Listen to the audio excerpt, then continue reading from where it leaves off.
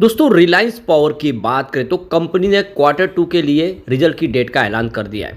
क्या संभावना रह सकती है रिजल्ट की, उसको समझने की कोशिश करेंगे। पिछले कई रिजल्ट से कंपनी लगातार लॉस में थी, क्या इस बार कंपनी प्रॉफिट में आ जाएगी? और अगर ऐसा हो जाता है तो फिर एक ज़बरदस्त तेजी की संभावना भी बन सकती है। तो उसको अच्छे से समझेंगे इस वीडियो के माध्यम से। साथ में अगर हम जेपी पावर की बात करें तो यहाँ पर भी बड़ी गुड न्यूज आ चुकी है। अब देख सकते हो कि जेपी पावर जो लगातार काफ़ी बेहतर प्रदर्शन कर रहा है, कंपनी लगातार अपने डेट को कम भी कर रही है और कंपनी अच्छे रिजल्ट भी दे रही है।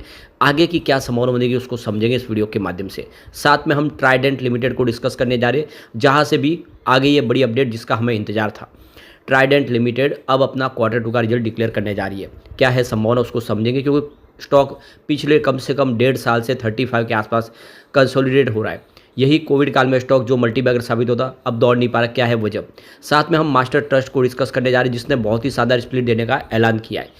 लेकिन फ्रेंड्स उससे पहले अगर आप पहली बार हमारे चैनल पे आए तो चैनल को सब्सक्राइब कर दीजिए, एक बेल आइकॉन दबा दीजिए ताकि जब भी नया वीडियो बने पहला नोटिफिकेशन आपको मिले। वीडियो पसंद आए तो लाइक से जरूर कीजिए।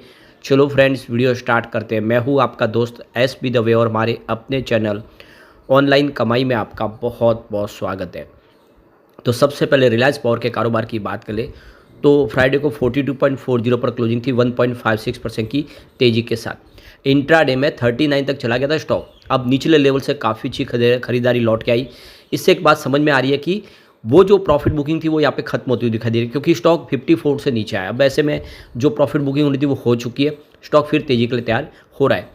और इसके पीछे सबसे बड़ी वजह है कि कंपनी ने अब अपनी क्वार्टर टू के लिए रिजल्ट की डेट का ऐलान कर दिया है। तो शनिवार 26 अक्टूबर को कंपनी अपना क्वार्टर टू का रिजल्ट डिक्लेयर करेगी। कंपनी अपना पूरे साल का फाइनेंशियल ईयर का रिजल्ट, और यहाँ पे देख सकते हो कि इस बार का जो क्वार्टर टू का रिजल्ट हमारे सामने लाएगी। अब इसके लिए जो ट्रेडिंग विंडो वो ऑलरेडी फ्राइडे को क्लोज हो चुकी है, 27 सितंबर को। अब ये खुलेगी, देख सकते हो कि यहाँ पे सोमवार को ही डायरेक्ट 28 अक्टूबर को, क्योंकि 48 घंटे तक वो जो रिजल्ट आता है उसके बाद तक इनसाइडर ट्रेडिंग विंडो क्लोज होती है, यानी जो बोर्ड से संबंधित लोग हैं वो कोई भी ट्रेडिंग नहीं कर सकते। तो ऐसे में अब यहाँ पे देख सकते हो कि काफ़ी ज़्यादा पॉजिटिव संभावना बन चुकी है, रिजल्ट बेहतर रहने की उम्मीद है। यहाँ पे सबसे जो बड़ी बात है, कंपनी ने इस रिजल्ट के पहले भी बहुत कुछ अचीव किया। कंपनी को डेट फ्री का दर्जा मिल चुका है, कंपनी ने अपने सारे कर्ज को सेटलमेंट कर दिया है। यहाँ पे विदर्भ इंडस्ट्रीज लिमिटेड का जो इनका 3872 करोड़ का बड़ा भारी भरकम कर्ज था उसका पूरा निपटारा कर लिया है।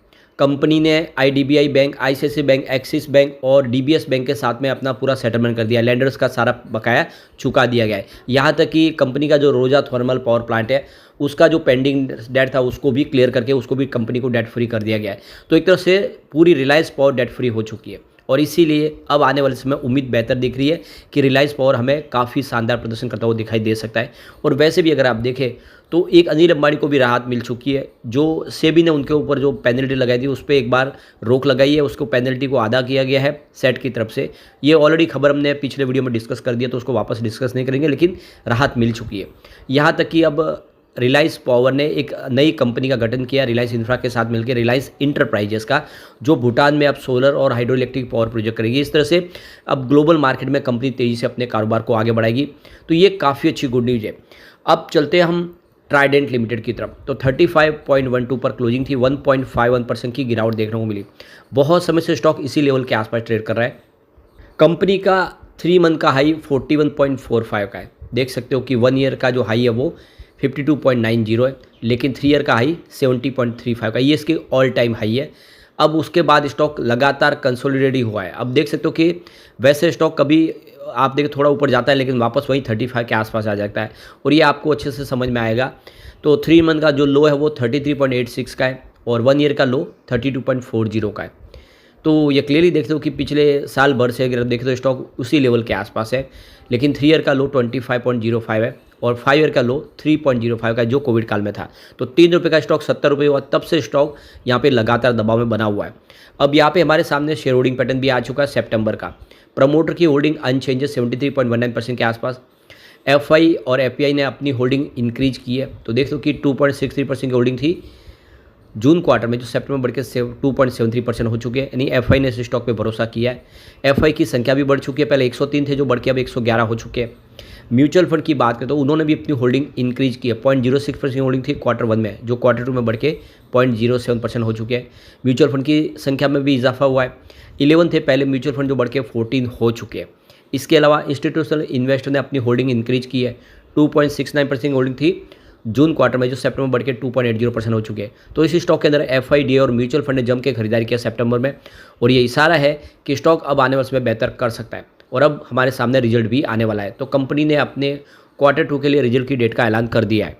तो कंपनी देख सकते हो कि बुधवार 6 नवंबर 2024 को अपना Q2 का रिजल्ट डिक्लेयर करने जा रही है। इसकी जानकारी एक्सचेंज को दे दी गई है।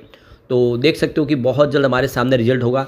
पिछले रिजल्ट काफ़ी कमज़ोर रहे थे, आप देख ही सकते हो कि लगातार रिजल्ट कमज़ोर है। इसके पीछे वजह है कि ग्लोबल मार्केट में इस समय प्रॉब्लम है, जियोपॉलिटिकल टेंशन चल रही है, इन्फ्लेशन की प्रॉब्लम है, और कंपनी का कम से कम 53% बिजनेस तो एक्सपोर्ट से ही आता है। इसका ही असर देखने को मिला है, लेकिन इस बार उम्मीद है कि बेहतर होगा, तो हमें रिजल्ट का इंतजार करना होगा। परंतु जिस तरह से सितंबर मंथ में FIDA और म्यूचुअल फंड ने खरीदारी की है, ये इशारा है कि स्टॉक आने में बड़े कमाल के साथ आगे बढ़ने को तैयार हो चुका है। अब चलते हैं हम JP पावर की तरफ। तो यहाँ पे 20.01 पर क्लोजिंग थी। देख सकते हो कि फ्राइडे को 0.55% की तेजी देखने को मिली, लगभग आधा % की, और ये भी स्टॉक देख सकते हो कि 20 रुपये के आसपास काफ़ी समय से कंसोलिडेट हो रहा है।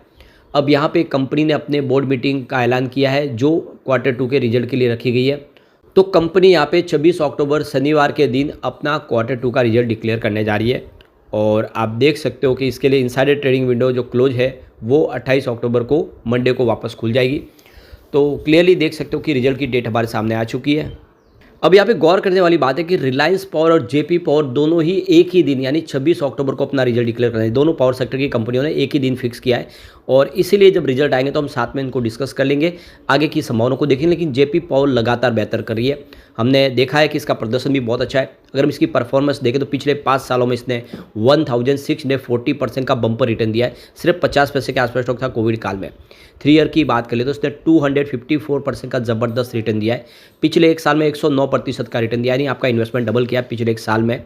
3 मंथ की बात करें, यहाँ पे लगभग 9% के आसपास की तेजी बनी है, लेकिन पिछले एक महीने में 16% का शानदार रिटर्न दे दिया है, और अब वनडे के हिसाब से आधा % की तेजी। तो स्टॉक ने अब दौड़ना शुरू कर दिया, यानी बेहतर करता हुआ स्टॉक दिखाई दे रहा है, और आने वाले समय काफ़ी बेहतर कर सकता है। सबसे जो बड़ी बात है, JP पावर जो लगातार अच्छे रिजल्ट दे रहा है हमारे सामने, और कंपनी बहुत ही शानदार प्रॉफिट में। आपको एक बात का और ध्यान रखना चाहिए, ये कंपनी स्मॉल कैप नहीं बल्कि मिड कैप की कैटेगरी में आती है, और जैसे कि अब आप देख सकते हो कंपनी लगातार अपने डेट को भी कम कर रही है, और रिन्यूएबल एनर्जी का भी पोर्टफोलियो कंपनी का विष्णु प्रयाग में सबसे बड़ा हाइड्रो इलेक्ट्रिक पावर प्लांट है, जो प्राइवेट सेक्टर का विश्व का सबसे बड़ा पावर प्लांट है।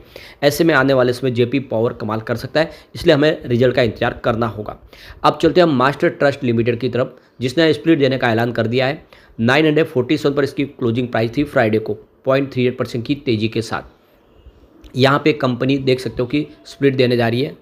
तो कंपनी ने रिकॉर्ड डेट स्प्लिट के लिए फिक्स कर दी है 30 अक्टूबर 2024। इसका मतलब ये है कि ये फाइनल डेट है। इसके पहले आपको शेयर खरीद लेने मास्टर ट्रस्ट के, तभी आपको स्प्लिट का फ़ायदा मिल पाएगा। उसके बाद अगर आप खरीदते हो तो आपको स्प्लिट का फ़ायदा नहीं मिलेगा। तो आपके डीमेट अकाउंट में 30 अक्टूबर के पहले शेयर होने चाहिए।